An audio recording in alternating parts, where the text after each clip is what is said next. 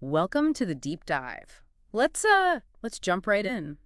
Have you ever thought, I just need life to slow down, then I'll finally get my money sorted? Oh, absolutely. That's such a common feeling, isn't it? Like Yeah. you need this perfect, calm moment that, well, never seems to arrive. Exactly. Especially when you're juggling, work, kids, life. So today, we're digging into why maybe waiting isn't the answer. Right. It's more about finding a plan that actually works with the life you have right now, not the one you wish you had. We're looking at why those really traditional rigid budgets often just fail, particularly for busy people, maybe busy moms specifically. Yeah. Life with toddlers, maybe long commutes, those crazy dinner schedules, laundry that seems to regenerate overnight. It makes sticking to a strict spreadsheet really tough. It really does. It feels overwhelming before you even start. That lack of time or perceived lack of time is a huge barrier. Absolutely. The whole idea of tracking every single penny, categorizing every little thing, Uh-huh. it just feels completely disconnected from the daily grind for so many people. It does. And then you start feeling like, oh, I'm just bad with money. Exactly. But maybe, just maybe, it's not you. Maybe it's the method that's not working for your life. Okay, so if the old way doesn't work, what's the alternative? We need a different starting point, Well, right? one powerful idea we came across is starting with a time audit. A time audit. Okay, that sounds a bit official. Maybe even a little scary, like I'm going to find out I waste hours doing nothing. Huh, well, maybe. But it's really not about judgment, it's about awareness. Just honestly tracking what you actually do all day. No pressure to be productive. Seeing it, like what kind of things? Yeah, just observe. What Yeah. time do you really get up? What does that morning routine look like? How much time are you, say, scrolling on your phone, or even just having the TV on in the background? Hmm. Okay, so it's not about shaming myself for watching cat videos for 30 minutes. Not at all. It's Yeah. about getting a clear picture, seeing the patterns. Because once you see where the time is going, you can start making conscious choices about it. You might spot little pockets you didn't realize you had. Right, like 5 minutes here, 10 minutes there, not trying to magically find an extra hour. Precisely. The goal shifts from finding more time to optimizing the time you already have. Okay, I like that.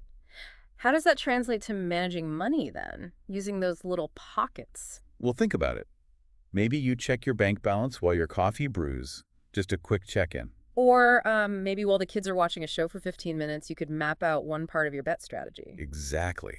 Or listen to a motivating finance podcast or audiobook during your commute instead of just zoning out. I also saw the idea of batching tasks, like maybe setting aside 20 minutes once a week to pay bills, update a tracking number, make a transfer, something manageable. Yes, working with your existing routines, not fighting against them or adding huge new This burdens. feels much more achievable. Yeah. But it also connects to something else we need to talk about, the exhaustion factor. Oh, this is huge.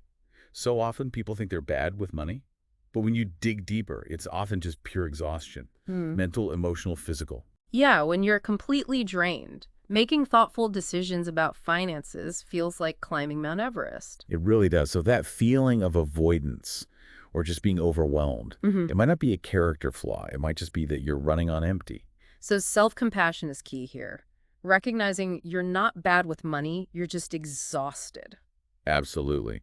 And this is something Ashlyn, a personal finance mentor we looked into, really emphasizes. She's worked with people for, what, 9 years now? Yeah, 9 years. Helping people get out of debt faster, often by changing how they view money and themselves in relation to it. And a big part of her message is that traditional budgets often fail busy people, especially moms, precisely because they don't account for that exhaustion or life's unpredictability. Right. The unexpected doctor visit, the car needing repairs, it throws those rigid plans out the window, and then you feel like you failed. Which makes you want to avoid it even more next time. It's a cycle. So Ashlyn's approach, starting with things like that time audit and encouraging small weekly check-ins, it's designed to fit into that busy, sometimes chaotic reality. Exactly. It's not about demanding perfection. It's about consistency and working with what you've got. Small steps. And that ties back to the exhaustion piece. It acknowledges reality. You're not bad with money, you're just exhausted. That phrase really sticks. It's a powerful reframe. It shifts from blame to understanding, and from there you can actually start making progress. So for someone listening thinking, okay, I resonate with this, what do I actually do? What are the first steps? Well, based on this approach, two things come to mind. First, seriously consider doing that time audit, just for a day or two. No judgment, just observe. Okay, step one, observe your time. Got it. What's step two? Step two, Find one small way this week to use a little pocket of existing time for a financial task. Maybe it's 5 minutes checking balances. Maybe it's 10 minutes writing down one financial goal. Keep it small. One small thing, manageable. And remember that message.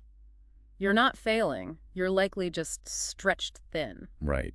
And if you're looking for more ongoing support that fits this kind of approach, Ashland actually developed a tool for this. Ah, yes. Budget Buddy. Tell us about that. So Budget Buddy is basically designed to be like having a finance coach in your pocket, available 24/7 via chat. No complicated software. Nope. The idea is no spreadsheets, no shame, no stress, just plain, honest, smart financial support that's actually doable when you're busy. It's meant to be affordable, accessible help. Okay, a chat tool for financial support. And she also has an intro training. Yeah, it's called Money Secrets. It's a low-cost, like $9 intro training that teaches practical strategies, the kind banks might not exactly advertise. No fluff, no guilt. That's the promise. Just real talk, real strategies, real results, things you can actually use. Sounds useful. So if people want to check out Budget Buddy or that Money Secrets training, where should they go? We'll have the link in the show notes. You can find all the info there. Great. So the big picture here is you can get a handle on your finances, even when life feels completely overwhelming. Yeah. It's about shifting the approach, working with your time, your energy levels, starting small, being consistent, and definitely showing yourself some grace. So maybe a final thought for everyone listening. Think about that time audit. Even if you just mentally walk through your day, what's maybe one time sucker you noticed? Could be scrolling, could be background TV, could be anything. And just imagine reclaiming even 10 or 15 minutes of that time each day.